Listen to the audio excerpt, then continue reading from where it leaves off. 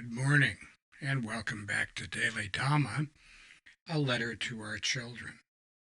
Today is January 7th, and our reading is Civilization. If we find a turtle on top of a fence post, we know one thing for sure. It didn't get there by itself. Civilization and the cultures, traditions, and institutions that sustain it was not planned or created by masterminds. Instead, it is the accumulated wisdom of countless generations and billions of people who learned by trial and error what does and does not work. Culture, like language, is organic. It emerges naturally and gradually from the choices and behavior of large groups of people over long periods of time.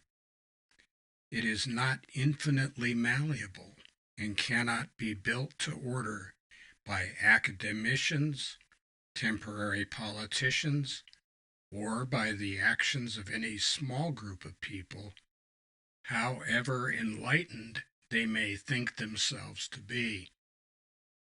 Civilization is that turtle. We did not get here on our own. We stand on the shoulders of giants, and maybe this is just a symptom of being young. People think that they invented the wheel and that everything that they see is a creation of their will, and that we're in charge and we've got things under control and stuff like that, all of which is highly doubtful. When you think of all of the millions, billions of interactions necessary to keep a society functional, it should be humbling. It's a lesson to us all that what we think we know is not anywhere close to what we actually know.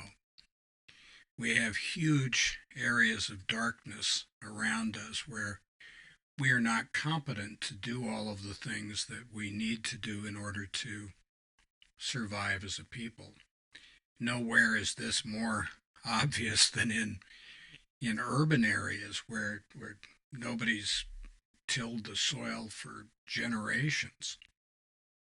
We make choices individually, and they have effects on other people. We live in a world of consequences, and so the stuff that we do has an impact on other people, and there's always an outcome, usually not one that was anticipated. And so we suffer from unintended consequences all the time. We do this and we have some expectation of what's going to come out as a result, and there's our first problem. We have an expectation of what's going to happen. Our expectations are resentments under construction, and if there are only 3 people in the world, that might work out pretty good, but there's not. And so we've got to do it. We've got to spend some time thinking about what we're doing and consider the possible outcomes for other people. In the Bhagavad Gita, Lord Krishna tells Arjuna that the key to happiness is selfless service, that we have duties. These are duties to civilization, and we must perform these duties with no thought of the outcome. This month's theme is humility, and we need to get humble. We need to put God and other people before ourselves. We do the work, and God sees to the outcome. Division of labor, pure and simple.